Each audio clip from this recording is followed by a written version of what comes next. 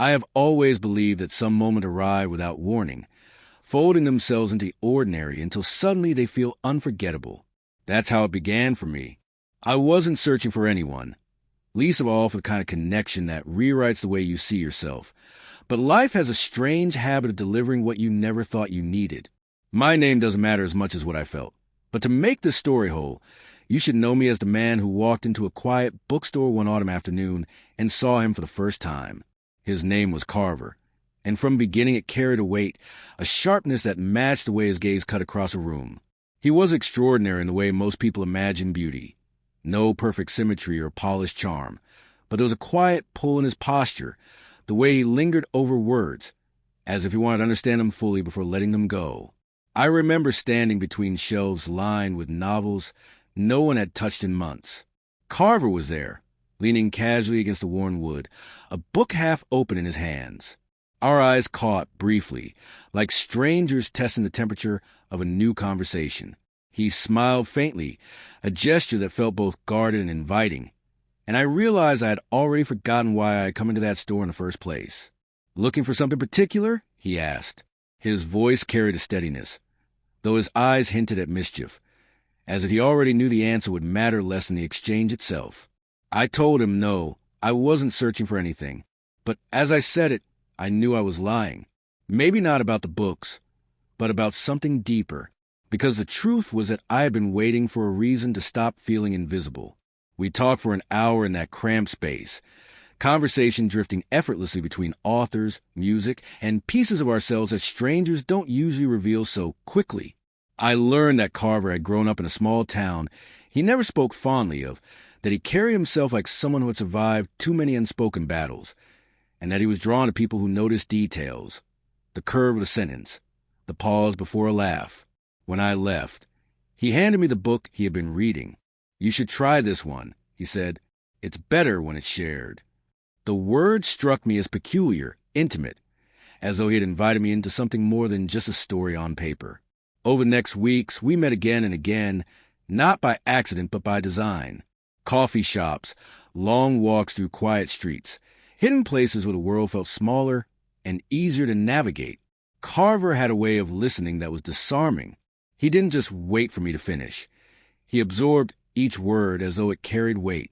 When he laughed, it wasn't careless. It was rare, deliberate, almost a gift. I found myself opening up in ways I hadn't with anyone else. I spoke about the loneliness that sometimes stretched across my days, the fear of being misunderstood, the hesitation that kept me from reaching for more than what felt safe. He never judged, never flinched. Instead, he told me that fear meant I was alive, that hesitation was only proof of wanting something worth the risk. But there were moments, quiet and fleeting, when his eyes would drift away mid-conversation, as if remembering something he wasn't willing to share. I noticed it, but never asked. Perhaps I was afraid that pulling on that thread might unravel everything too soon. One evening, we sat by the river, the air cool and sharp with the scent of water. Carver leaned back, his hand behind him, watching the city lights flicker across the surface. "Do you ever feel like life's best moments are the ones we're not supposed to talk about?" he asked. I wanted to tell him that this, sitting here, his shoulder brushing mine, felt like one of those moments. But instead, I nodded and stayed silent, my heart pounding against the words I was too afraid to speak.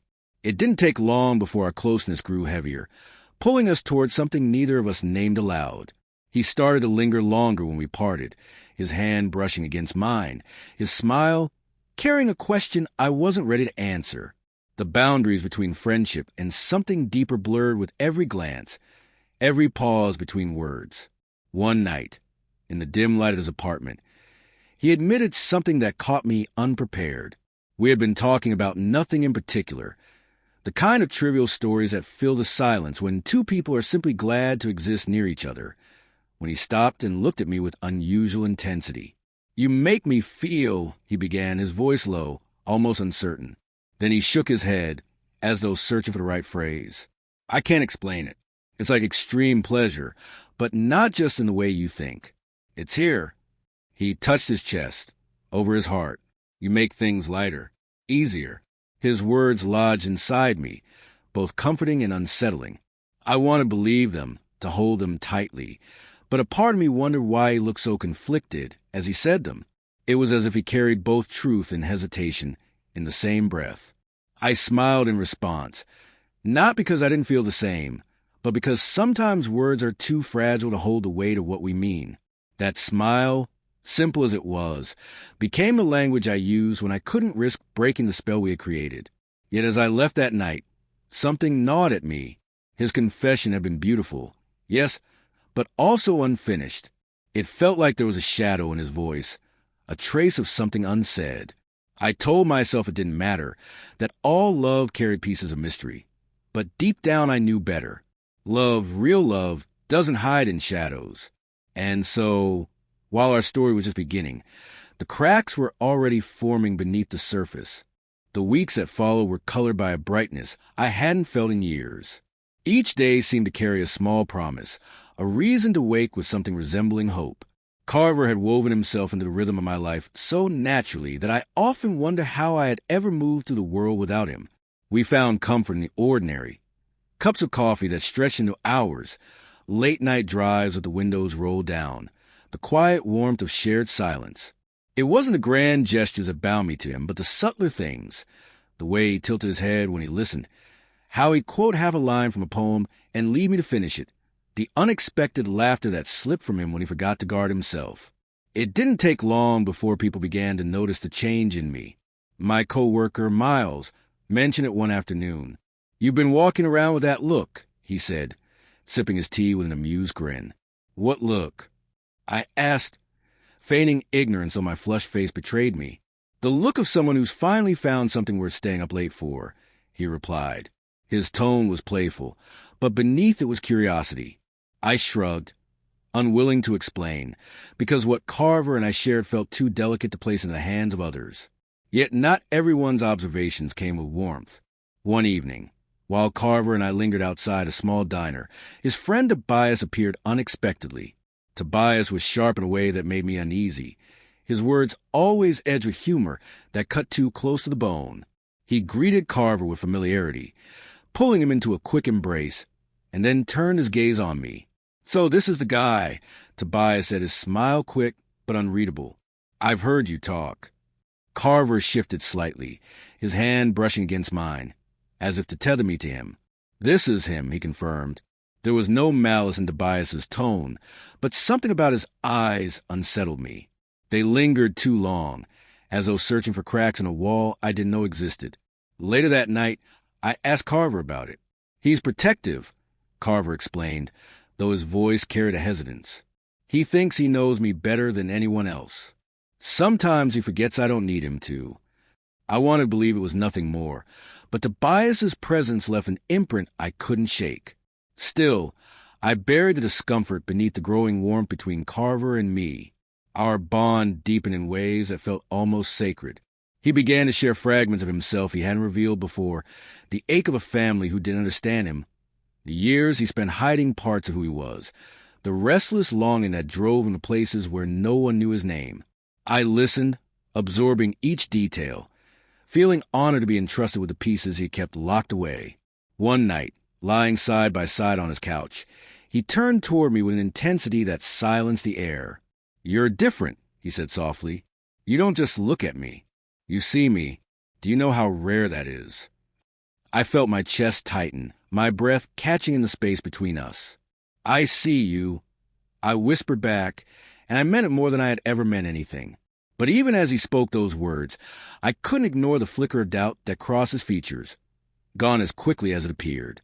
It was as if he wanted to believe what he was saying, but wasn't certain he could. I began noticing small things then, moments that would have slipped past me before.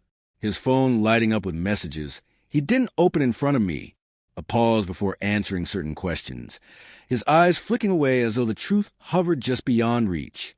These weren't glaring red flags, more like faint cracks in glass, invisible unless the light hit just right.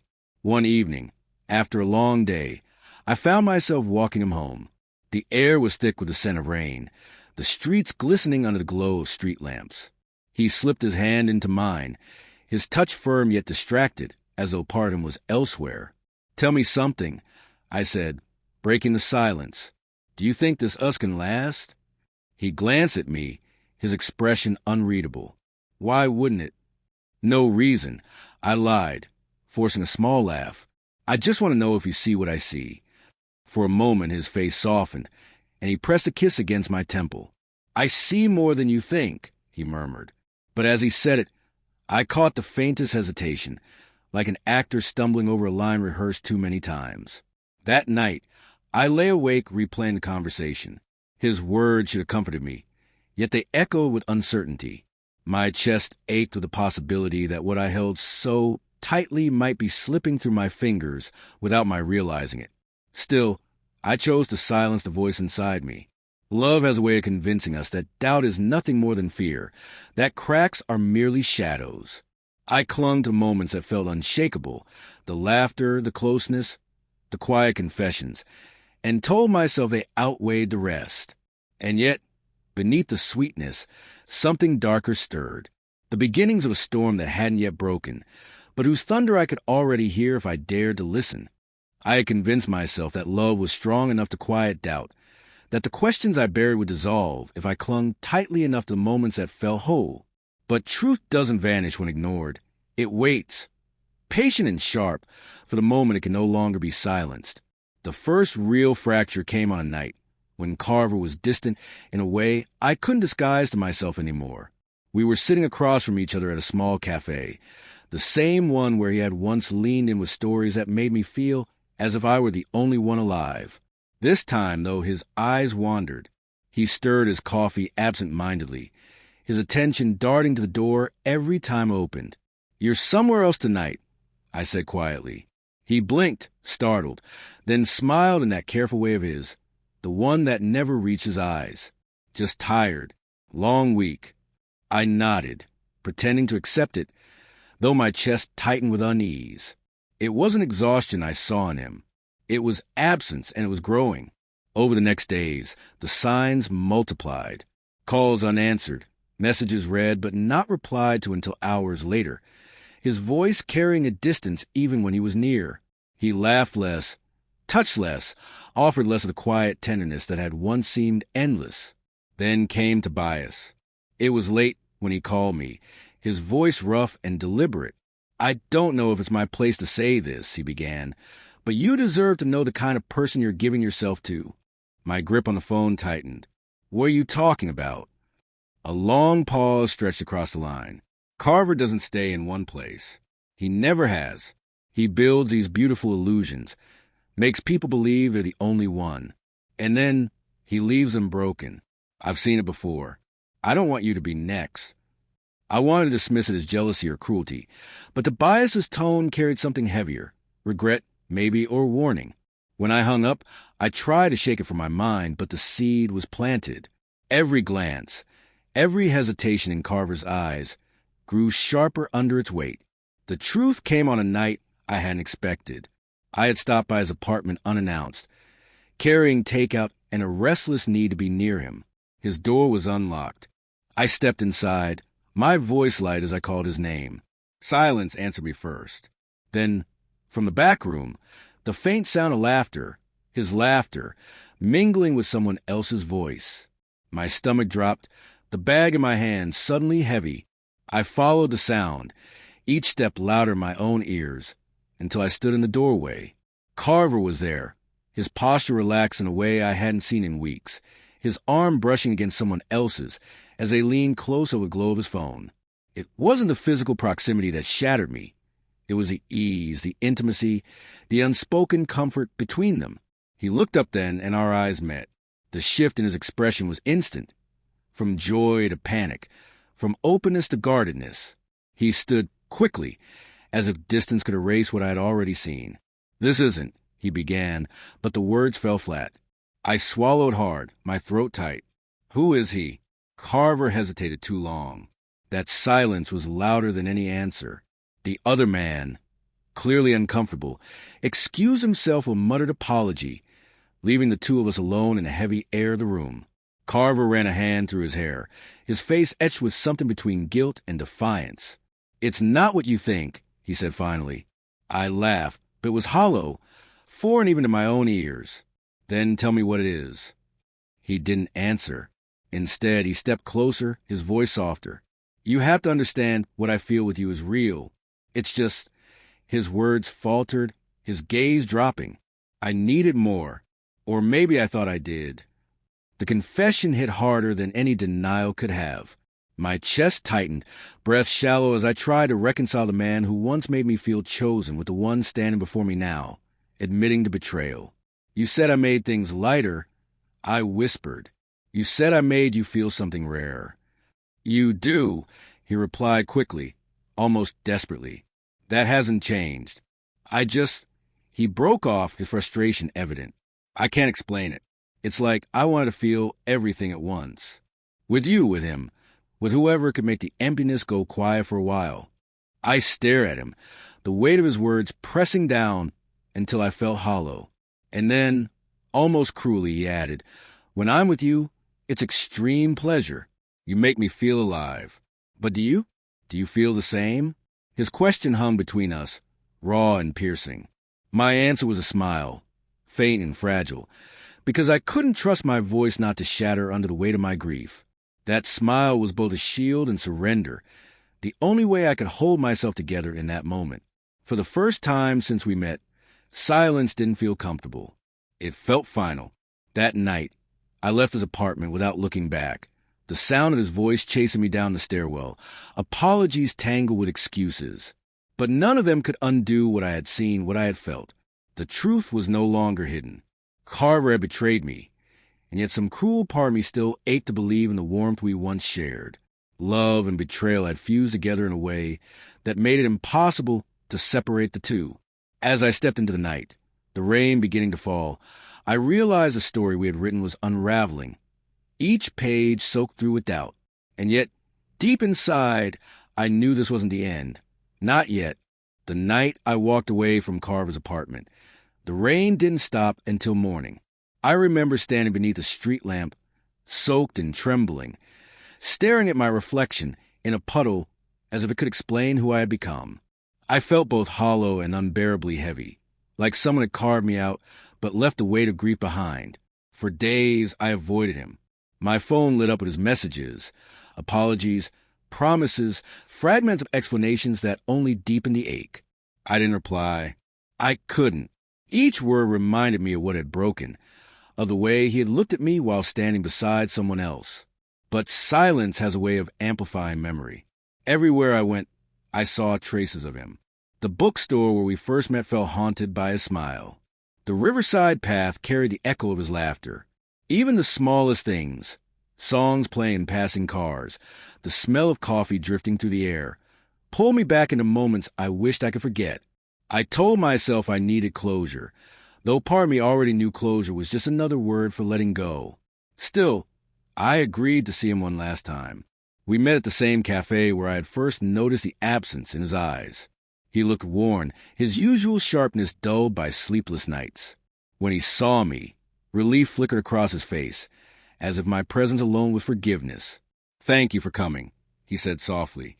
I nodded, unsure what words could survive between us now. For a while we sat in silence. Then he leaned forward, his voice trembling. I made a mistake. I thought I could chase something bigger, something endless. But all I did was ruin the only thing that ever felt real. I wanted to believe him. Part of me still did. But belief couldn't erase the image of him with someone else. The way he confessed his hunger for more while holding me in the same breath. "You hurt me," I said quietly, my throat tight. "You made me believe I was enough. And then you showed me I wasn't." His eyes brimmed with regret. "You are enough. I wasn't." The words pierced me, but they couldn't stitch the wound closed. I searched his face for the man who had once made me feel seen, the man who pressed books into my hands and told me I made life lighter. He was there, but fractured, wrapped in contradictions I could no longer untangle. "I don't know if I can forgive you," I admitted. He reached across the table, his hand hovering near mine before retreating. "I don't deserve forgiveness. I wanted you to know I meant it.